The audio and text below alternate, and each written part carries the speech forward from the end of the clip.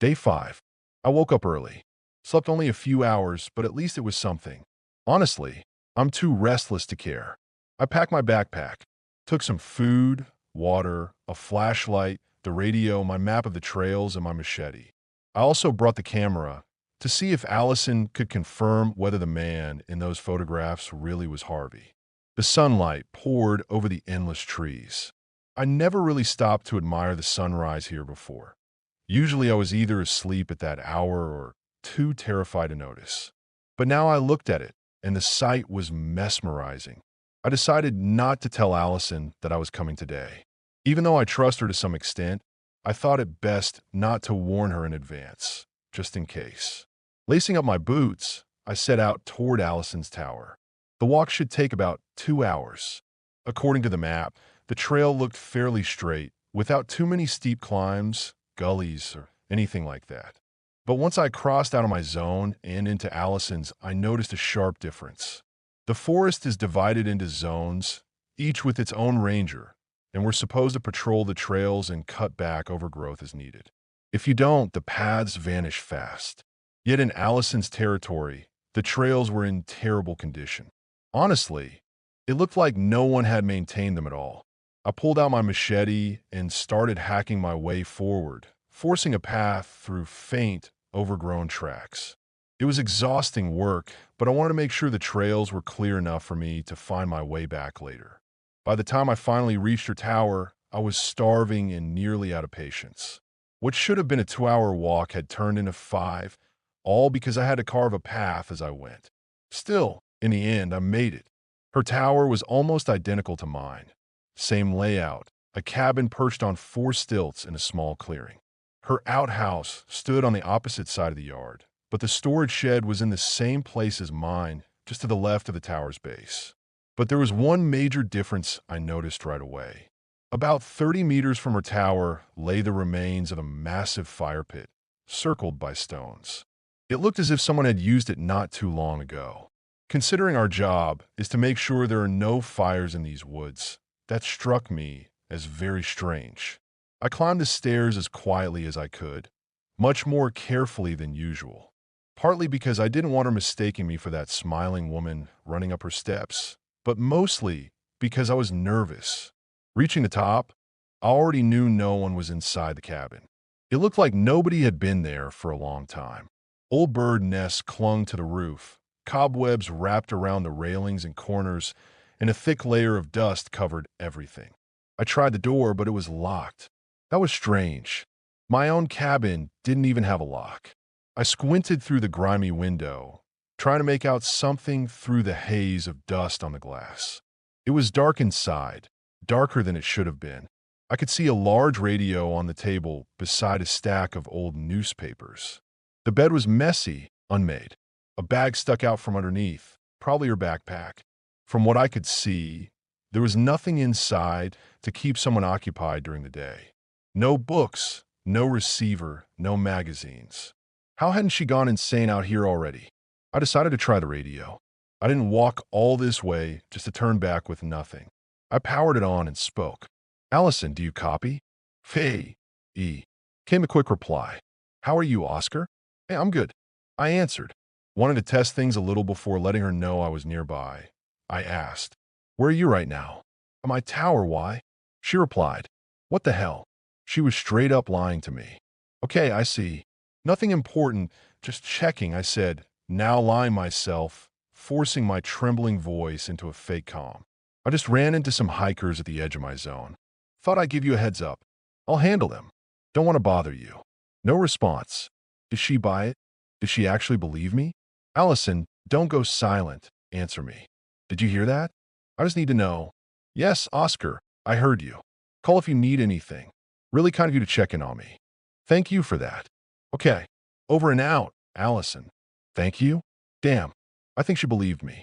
I climbed back down the tower and hid among the trees nearby. Maybe she really was on her way back, and close enough that she thought she was already there. Could be a misunderstanding. Either way, I wanted to stick around and see what would happen. Over 30 minutes passed. She never showed. Everything was unnervingly quiet. No rustling animals, no birdsong, nothing. Just silence. While I waited, I made up my mind. If she didn't return soon, I'd break into her cabin. I had no idea if that was legal or not. Technically, it was property of our employer. Probably wasn't legal. But I needed answers, and I needed them before dark. Climbing back up, I slammed the rusted lock with the handle of my machete.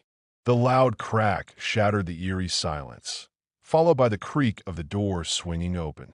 I froze for a moment, bracing for something to happen. Nothing. I step inside. Dust rises and stings my nose, and I barely manage to keep myself from coughing or sneezing. I need to stay calm and move quickly. I head toward the stacks of newspapers. On the very top one, a bold headline instantly catches my eye and sends a chill through me. The hiker sisters missing. I skim the article, and it talks about these very woods. Two sisters vanished here without a trace. Could one of them be Allison's sister? She did tell me recently that her sister went missing. I flip through the rest of the newspapers, and most of them repeat the same thing over and over, that the two sisters are still missing. Then, in another issue, I find an article saying that one of the sisters was found after being missing for a long time. It said one of the sisters was found alive and relatively healthy, but the other was still unaccounted for. They had gotten lost in the forest. Eventually, one girl was rescued, while the other remained missing. Allison never mentioned being lost with her sister. If that's really her, was it too personal, or was she lying? I turn my attention to a document tucked under the newspapers, sealed in a clear sleeve. Inside is a single sheet of paper. The title reads, Oscar. Beneath, it is information about me. I'd shared details with her about my divorce and why I took this job, even told her my age. Maybe she kept it all just so she wouldn't forget? That makes no sense. Wait, how does she know such specific details? We've never even met. How could she possibly know what I look like? Something is seriously wrong here. My attention shifts to the bag under the bed. It's a large, dark blue backpack. I pull it out and unzip it. Inside are clothes, men's clothes, t-shirts, hiking pants, a rain jacket. I dig deeper and find a hammer, then a wrench. Nothing too unusual. The next thing I pull out is a pair of sunglasses. On the side, engraved letters, HR. If those are initials, they're definitely not Allison's. They belong to someone else. I reach down again and feel a small metallic object. I pull it out. It's a pocket knife. A very fine one, looks custom-made. Gold trim streaked with silver and black, wavy patterns carved into the handle. There's an inscription in tiny letters. To my love, yours, Harvey. Wait, why the hell does she have Harvey's knife? These are his things. So this is where his belongings ended up after he disappeared. I don't take anything, otherwise she'll know I was here. But I've already made up my mind. I need to get out fast. I don't feel safe. As I rise from crouch to leave, I suddenly hear a familiar voice behind me. Allison's voice. Hey, all she wants is for you to smile. Day 6. The moment I heard the voice behind me, I froze, trembling from fear and shock. But there was nowhere to run. Summoning all the courage I had, I slowly turned around and saw a girl standing in the doorway. She was a little shorter than me, her hair filthy and sticking out in every direction. She wore long, light brown hiking pants, stained with dried mud, and a faded red plaid shirt, wrinkled, torn in several places, and looking even more battered than the pants. Her face looked normal, or at least human, and that, oddly enough, calmed me for a second. But her bright blue eyes contrasted sharply with the bloodshot whites, like she hadn't slept in weeks. She was rail thin. In short, she looked terrible. You must be Allison? I stammered. What did you mean when you said, all she wants is for you to smile? Who is she? She just wants you to smile, Allison replied, staring at me with a wild, haunted look. Okay, stop, Allison. What the hell is going on? Can you finally explain something to me? I was already on the edge of losing my mind from all the bizarre things happening here. And now she kept speaking in riddles. Are you even okay? Honestly, you look awful. Allison silently walked toward the bed. As soon as she moved, I circled around, positioning myself near the door. Good start. She sat down on the bed and stared at the dusty floor. I noticed tears running down her face. We got lost in the woods back then, Allison swallowed. We searched for the way back for weeks, wandering endlessly, trying to call for help, but no one came. In the end, I made it out. She didn't. I couldn't tell them what I did. It was horrible. And now Allison trailed off. What did you do? What, Allison? I shouted. She kept saying, it's going to be okay, Allison. They'll find us, Allison. But they didn't. God, they searched so long, but they never found us. We were so thirsty, so hungry. My sister was always so positive, always smiling. We tried to catch something, anything to eat, but nothing worked. Okay, Allison. I get it. You were starving, desperate, but what happened next? Silence. Then she snapped her head upward and stared at the ceiling.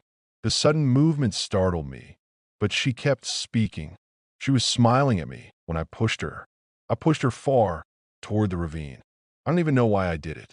It was a moment of weakness, a moment of hunger. She fell, and I think she broke her leg. I was so hungry. Her voice dropped lower. I looked down. It was already dark, but I saw she wasn't moving, and she was still smiling. She lived with a smile, and she left with one. A chill twisted in my gut. Jesus, did she actually kill her own sister? Or was she completely unhinged, just raving nonsense? I'd heard of starvation making people do insane things, but this was beyond anything I'd ever heard.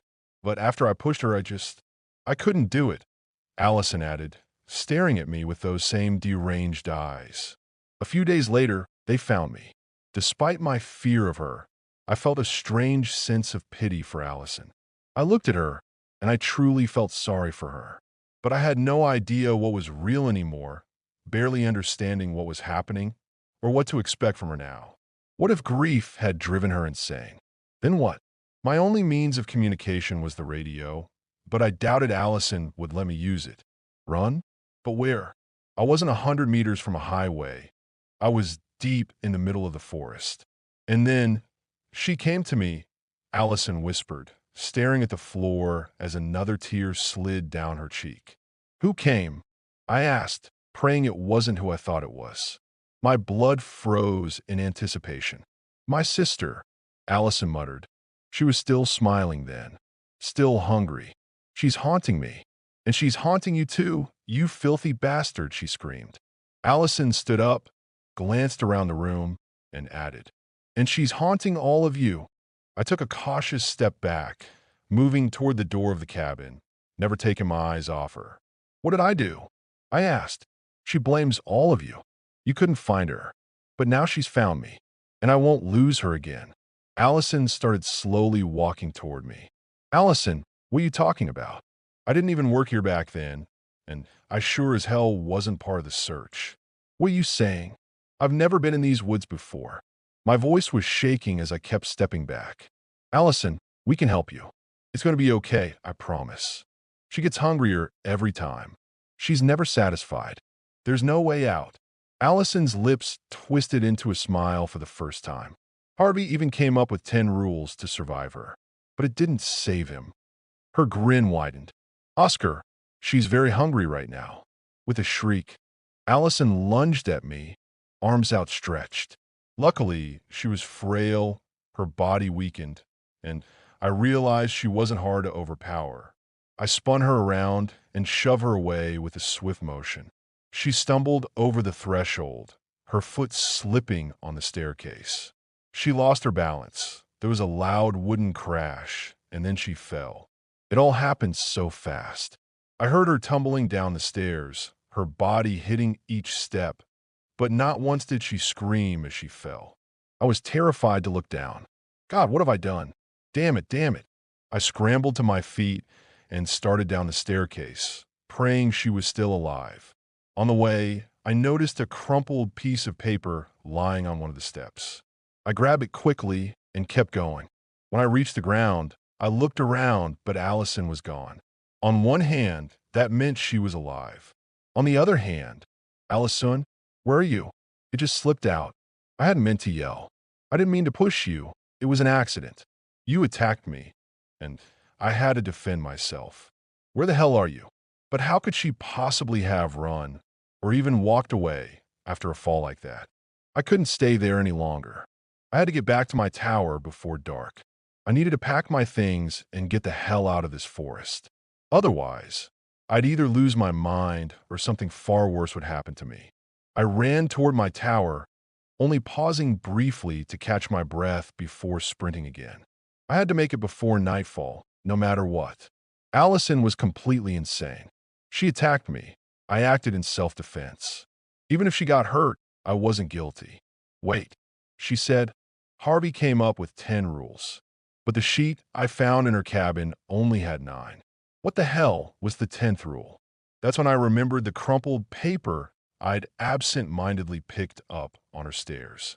I pulled it out of my pocket without hesitation, unfolded it, and a chill ran down my spine. Rule 10, never trust Allison. Never. I kept running, though my strength was nearly gone. I couldn't stop now. I didn't hear anyone following me, but I could feel eyes on me, watching. I saw my tower ahead. It was almost dark.